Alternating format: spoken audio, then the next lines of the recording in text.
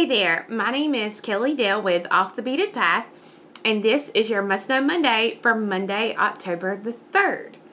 A few weeks ago, I showed you guys how to make the caged beaded bead bracelet, and I had a lot of really positive response from that bracelet. You guys really enjoyed the chainmail technique.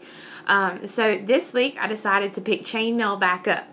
And the reason being is because the bracelet that I'm going to show you today makes a really good gift either for a man or a woman. With this bracelet, it's going to be a spiral looking chainmail. And the great thing about this is if you use the correct size jump ring, what's going to happen is this chain is going to end up looking like something that you bought in a store rather than you made with your hands. So that's the really cool thing about it. This one, you can use larger size jump rings than what I tell you to. The only problem is going to be if you use the larger size jump ring, you're not going to get that really pretty spiral. Like, you're going to see it but not as defined. So that's the one bad thing about not using the specific size jump rings that I tell you to use. The size that I'm going to use and the brand that I'm going to use today are actually the artistic wire jump rings. And I'll do a close-up of this here in a minute. But the size on this, the inside diameter is 11/64 of an inch. And the diameter of the ring is 4.37 millimeters, and this is an 18 gauge jump ring.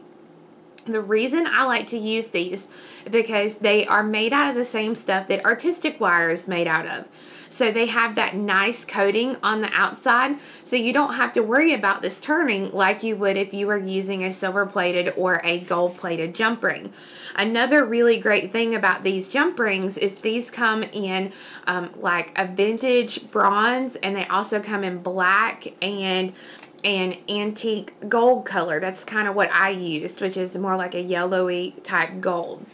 And actually, it was funny because I made this back in June while we were on vacation, and I put the only thing I had was a gold plated toggle, and actually this toggle has already turned and my rings are still as gold as they were the day I made this. So that's the really great thing about this. This project is going to take about the original pattern that I found, or most of the projects that I found for this, called to use 135 jump rings, but now that's for a smaller size ring, smaller size bracelet. It took me about, I want to say like 150 or 160 is about what it took to make this one, so you'll just kind of have to gauge. These silver jump rings come 62 a pack. So for me, it'll take 3 of these to do the bracelet the size that I like. If you need something a lot smaller, you know, you might need 2 or you might need 4. It's completely up to you. And if you're like me and you tend to pop one across the room or you drop one, hopefully you'll have enough left over. But basically, all I'm going to be using is I'm going to be using 3 packs of these jump rings, which you can find on our website, offthebeadedpathbeadstore.com. And we'll also have kits for this bracelet, because literally all you need are the jump rings, some sort of clasp, toggle, lobster claw, whatever you want. And then I'm going to be using a paper clip to help me be able to have something to hold on to.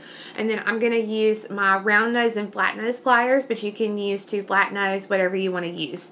So let's go ahead and get your stuff together and we'll get started. So here's an up close shot of the jump rings that I'm going to be using today. Again, they're the artistic wire. You can see they're 11/64 with a 4.37 diameter, 18 gauge round jump ring. So I have my paper clip, and the first thing I want to do is I want to make sure that I put on 2 closed jump rings. Now, with these artistic wire jump rings, you have to be careful because a lot of times they're not closed when you get the rings, like this one isn't. So basically, you have to twist and kind of push towards each other till you get it completely closed, like I've done here. So I'm going to go ahead and I'm going to take 2 rings, and I'm going to make sure that these rings are closed. Now you can do this with, you know, like a jump ring opener, or you can use 2 flat nose pliers or whatever you want to use. And then I'm going to take and I'm just going to open up a majority of my jump rings. Now I'm not going to do this right this second while we're going over this. I'm just wanting you to see that the way you want to open the jump ring is you just want to twist it from each other. You don't want to take and open it up and grab a hold and pull it apart. You just want to do that simple little twist of the ring.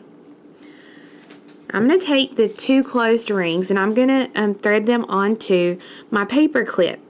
Now you always have the option of opening up the jump ring and attaching it to the paper clip if you want. This is just how I like to do it. So I have my 2 closed rings on here, and I'm going to go ahead and I'm going to take 2 other jump rings and I'm going to attach those to the 2 I already have here. So I'm going to take this one and close it, and again, if it doesn't get completely closed, just take and twist it and push at the same time. And I'm going to go ahead and I'm going to do that one more time. So I'm going to go ahead and thread it through the 2 that are closed and are on that paper clip. So now I have my 2 new ones and my 2 old jump rings.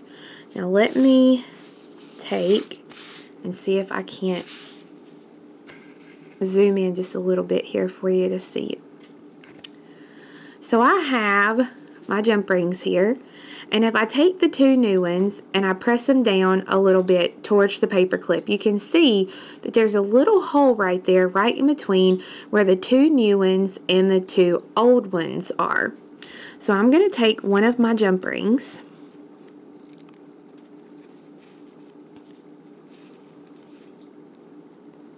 and I'm going to get these back into position here, and I'm going to go through the 2 new ones and my 2 old ones, both at the same time. Okay, so I went through the 2 new ones and the 2 old ones. So I essentially went right in between that space where if I pushed them down against each other, there was that open spot. So I'm going to take and close this ring. Now, still holding on to that jump ring that I just added, I'm going to grab another jump ring and I'm going to thread it through that same hole. So through the 2 new ones, my 2 old ones, and then close this ring. From this point, every jump ring that you add will be going through 4 jump rings. So the 2 that I have my pliers held into are the 2 new ones. And if you look, here's my 2 new ones, my 2 old ones, and right there is a little open spot. So I'm going to take another jump ring and I'm going to slide it right into that hole right there so that it's going through 4 jump rings. So the 2 new ones and the 2 old ones, and then I'll take and close that ring. I'm going to do that again. I'm going to open my ring. Here's the one that I just added. So I'm just going to follow its path. I'm going to go through the 2 new ones and the 2 old ones. I'm going to twist it a little bit here so you can see. So with these smaller ones, what happens is it's a little bit harder to see what you're doing and it gets kind of tight, but you get such better results with these rather than the bigger ones. Okay, so here's my 2 new ones. Right below it are my 2 older ones. And if you push them down just a little bit, you can see that hole right there. 2 new ones, 2 old ones. So I'm just going to take my pliers. I'm going to get me another ring here. And if it helps too, you go through the 2 old ones first and then wiggle around and get through the 2 new ones. So you're going through 4. And if you don't catch all 4 of those, then you're going to have a problem. It's not going to look as nice. You're not going to get the same effect, okay? So I'm going to close that ring, and now I'm going to hold it right in place. And it's really important if you can hold it into place. And then I'm going to do that again. I'm going to go through my 2 old ones.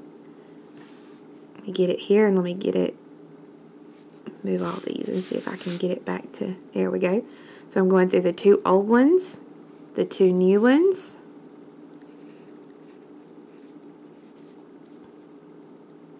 so that you can see I've gone through 4 rings. My 2 old ones, my 2 new ones, grab a hold and close. Okay, so now here's my 2 new ones here on top, my 2 old ones right here. So I'm going to take a ring, open it, and I'm going to stick it right through. So if it helps, you can go through the 2 old ones first, wiggle it around, get through those 2 new ones so that you're going through the 4 beads here. Close the ring, making sure you get it closed. Do that one more time. Open. Thread it through the hole you've got there, through the 2 old ones, the 2 new ones.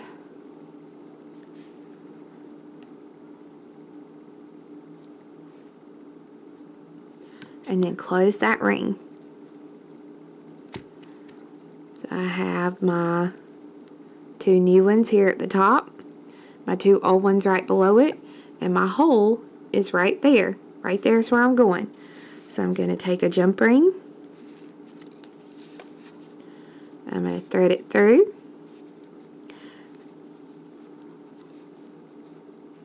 And again, you're going through 4 jump rings. Each time you add one now, you're going through 4 rings. Close this one. And you can already see you're getting that nice spiral already, and you've not added that many jump rings.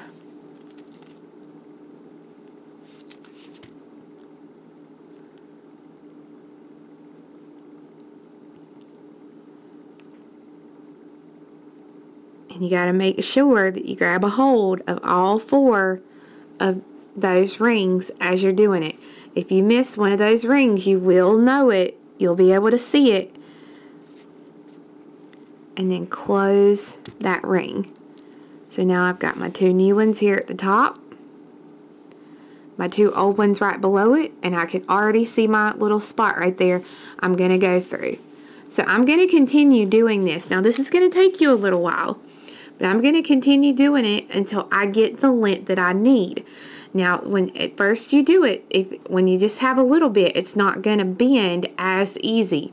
But the more you do, the more it's going to bend, and it's going to look like a really cool spiral chain. So once you've worked and you've got your spiral completed, and you've got it to the length that you want, you'll still have one end attached to the paper clip, and the other end, you will actually go ahead and just take 1 jump ring and connect the 1 jump ring to your clasp. So I've used the first part of my toggle clasp here.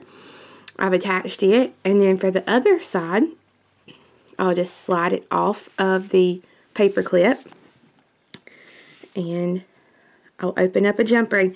Now on this end, with it being the toggle bar, you may have to thread it on and close the ring and test it, because you might end up having to put 2 rings here on the toggle bar so that it can get through the actual loop. So let me test it here and see.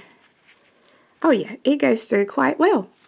So there is my finished spiral chainmail bracelet and the brass chainmail bracelet. So as you can see, it is I don't want to say an easy technique, but it's a technique that yields you some really awesome results when you are doing the chainmail. So like I said, we will have patterns for this, or we will have kits for this available on our website, which is offthebeadedpathbeadstore.com. See you guys next week. Bye-bye.